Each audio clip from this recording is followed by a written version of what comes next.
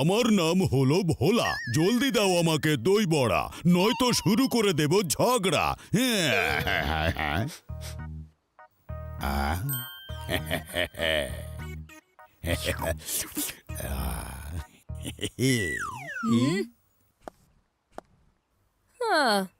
কত বোরিং একটা গেম খেলছে।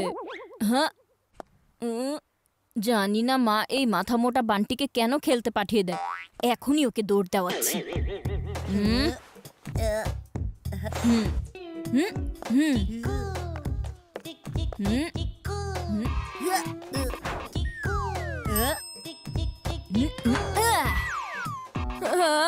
এ বান্টি বল ধরো।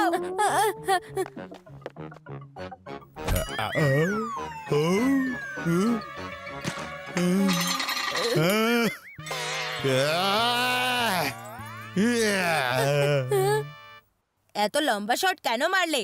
এখন তুমিই বল নিয়ে এসো, যাও। হ্যাঁ ঠিক আছে নিয়ে আসছি। কোন দুষ্টটা আমার দই বড়া নষ্ট করে দিয়েছে?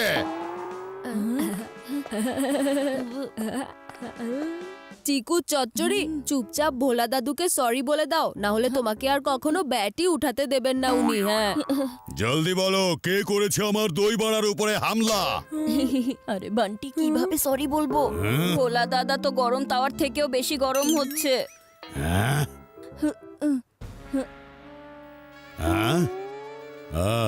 আচ্ছা, তাহলে তোমার কাজ ছিল।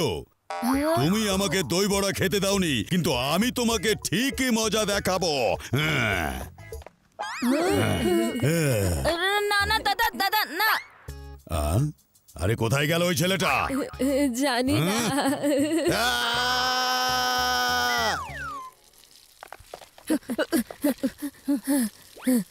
চিকু, বান্টি, কেমন আছো বাচ্চারা?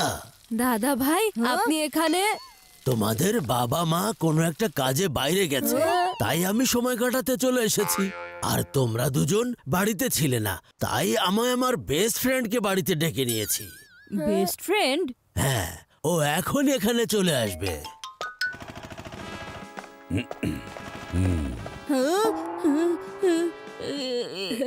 এটা তো সেই দই বড়া খাওয়ার আগে দাদাটা।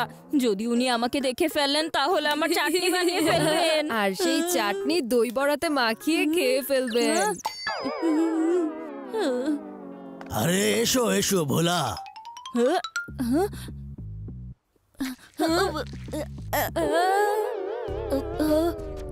তুমি লুকানোর যতই চেষ্টা করো, লুকাতে পারবে না।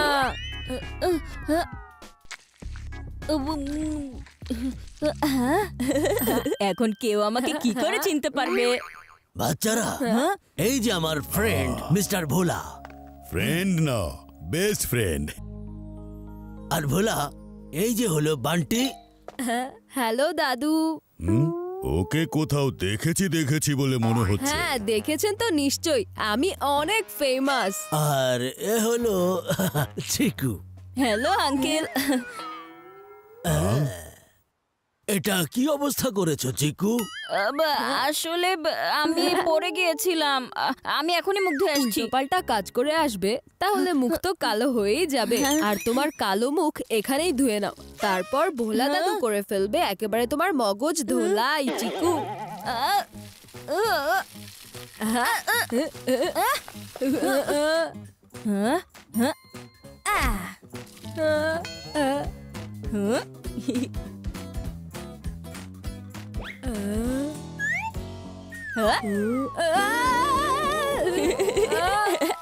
দাদা ভাই, আমি তাড়াতাড়ি ফেস ওয়াশ দিয়ে আমার মুখ ধুয়ে আসছি। এসব ফেস ওয়াশ টেস ওয়াশ তো আধুনিক যুগের ব্যাপার স্যাপার। আমাদের যুগে তো মানুষ মুলতানি মাটি দিয়েই মুখ ধুয়ে ফেলতো। কি ভোলা, আমি ঠিক কথা বলেছি কিনা বলো তো? বলো বন্ধু। একদম ঠিক বলেছ। আর এই আধুনিক যুগের বাচ্চাদের ব্যাপারে তো কিছু জিজ্ঞেসই করো না। সকাল সকাল একটা ছেলে আমার দই বড়ার প্লেট উড়িয়ে দিয়েছে। একবার যদি ওই ছেলেকে পেয়ে যায় আমি, তাহলে তার মানে ভোলা দাদার রাগ এখনো কমেনি। পালাও। চিকু চচ্চড়ি, তোমার মুখ দর্শন তো আজকে করিয়েই ছাড়বো। দাদা ভাই, আমরা তো ভোলা দাদুকে আমাদের বাড়িটাই ঘুরিয়ে দেখাইনি। হ্যাঁ, তাহলে এখনই দেখাই। হয়তো বাড়ি ঘোরানোর পর আমার বন্ধুর মুড ঠিক হয়ে যেতে পারে।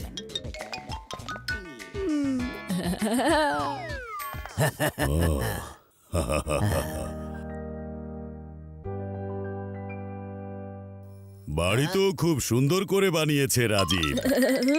এখনো তো আপনি আসল জিনিসটাই দেখেননি দাদু। মানে আমি বলছি আর কি, রুমের কথা।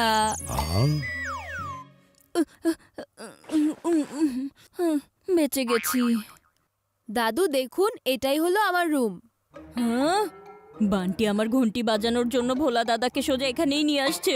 আর দাদা যদি আমাকে দেখে ফেলে এখানে, তাহলে আমাকে চাটনি বানিয়ে খাবে।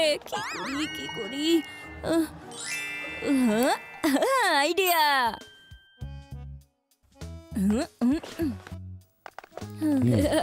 এই দেখুন। বাহ বান্টি, রুম তো খুবই সুন্দর।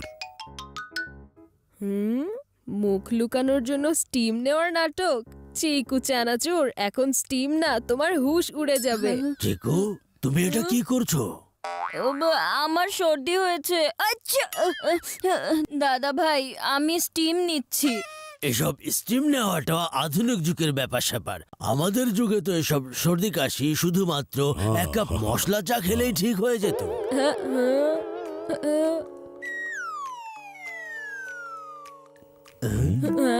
স্টিম মেশিন তো অফ।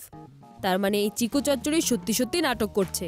তুমি যা খুশি করে নাও চিকু, ভোলা দাদুর হাত থেকে তো আর তুমি বাঁচতে পারবে না। ওঠো চিকু, জলদি ওঠো। এই স্টিম তুমি পরে নিয়ে নিও, আগে ভোলা দাদুর সাথে দেখা করে নাও। সেই কখন থেকে উনি তোমার জন্য ওয়েট করছেন। আরে ছাড়ো বান্টি, নয়তো বাজিয়ে দেবো তোমার ঘন্টি। ছাড়ো ছাড়ো, কি করছো? ছাড়ো। ছাড়বো না। হাজি বান্টি কোথাকার, অনেক হয়েছে তোমার চালাকি। এখন তুমি দেখবে চিকুর চাল।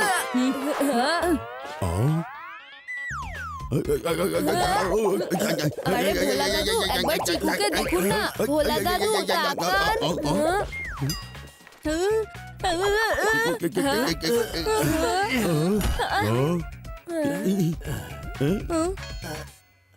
আরে কিছু দেখতে পেলে তবেই না আমি দেখবো চিকুকে।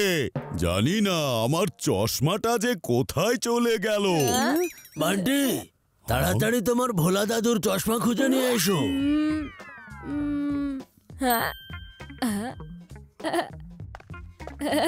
এই নিন আপনার চশমা। আরে এই চশমা যদি না থাকতো তাহলে কি হতো আমার? একবার যদি এই চশমা দিয়ে সকালে ওই ছেলেটাকে দেখতে পাই, ব্যাস। লোহা তো এখনো গরম আছে বান্টি। ভাবছো কি মেরে দাও হাতুড়ি? আহা, কি সুন্দর দিন ছিল। সবাই বিজি, এখনই সুযোগ পেয়েছো চিকু পালানোর।